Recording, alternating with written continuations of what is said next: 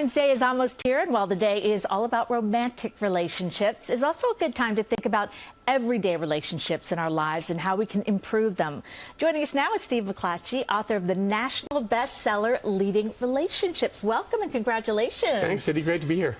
All right, so what are the signs that the relationships in our lives might be lacking in some areas? Sure. If we get better at ending relationships, we're going to know how to be better in our relationships. So how would a mature adult end a relationship? It would sound something like this.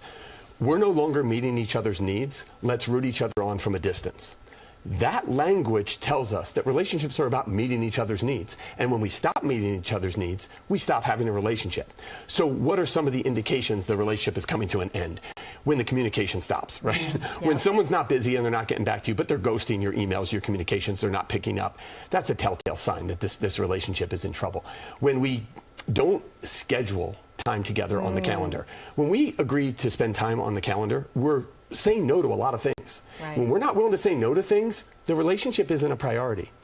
When we get together, if we're not sharing, if we're competing, if we're one-upping, if we're trying to win, right? If we're looking for things that we disagree on more than we agree on things. If the criticisms are greater than the compliments and the praises, this is all signs that a relationship is not doing well. I think a lot of people are watching going, I recognize that.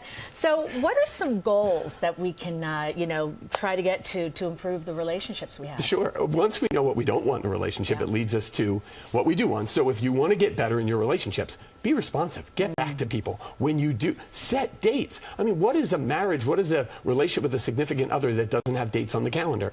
When we get together, I mean, if you met a celebrity, think about how much you'd want to agree on things that, right? You'd find so hard things that you agree on. And then if you didn't agree, think about how respectful you would be of their opinion and what led to that opinion. Why don't we do that in all of our relationships? Instead of criticisms, we do the praising. These are all, I mean, if you're looking to improve the successes and the relationships that you have, these are the things that we really enjoy that connect us to other people. I like that. You know, when you said if you met a celebrity, I kind of will have that in my mind now. Am I treating my friend well? Exactly. Yeah, that's a good one. Now, how do you navigate and maintain strong relationships when your personality is so different than the other person's? Right. It's hard to get along with people that have the same personality style, let alone different. Every personality style has strengths and weaknesses.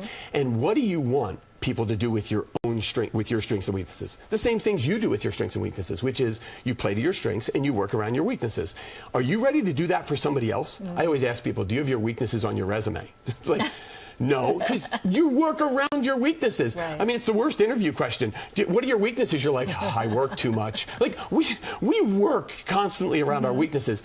A great relationship, every personality style has them, and what we want people to do is play to our strengths and then praise them and work around our weaknesses. And sometimes different personalities actually work better together. They complement each other. And the differences are often things you admire and look up to. And then all of a sudden you look at the weaknesses, and if you focus on them, it'll destroy the relationship. So true. Yeah. All right. How about work relationships? Yeah. Those can be tough. And you would think, like, the same things that work with us personally are going to work at work. But there is another added ingredient at work, that if you compliment that person, what engages us most, and this is Gallup's data, when you compliment somebody, when you praise their strengths and what their endearing qualities and characteristics and what you value about them, when we feel valued in a relationship, the engagement goes through the roof. Now, what is engagement? You're willing to do more than is expected. At work, that's very valuable. But in a relationship, what engages you? What are you willing to do more than you're agreeing to? When that's when you desire a relationship. I'm not doing it because I have to do it. I'm doing it because I want to do it. And that word "want" means we're using the emotion of desire, and desire is what we want to see in a relationship. Do you want this relationship, or do you have to have it? Right. I don't know. But as soon as you go above and beyond, you're choosing that person. So those actions that really build that connection at work are the ones where, hey, I grabbed you coffee, I saw you were running late. You didn't have to do that. When we do the don't have tos, it's I'm choosing you. And that really that creates some great relationships professionally as well as personally. All right, time to go get some coffee then. Steve, thank you so much. I really appreciate it. Thanks, Cindy. Thanks for having me. And Steve McClatchy is the author of Leading Relationships. You can get your copy of Leading Relationships anywhere books are sold.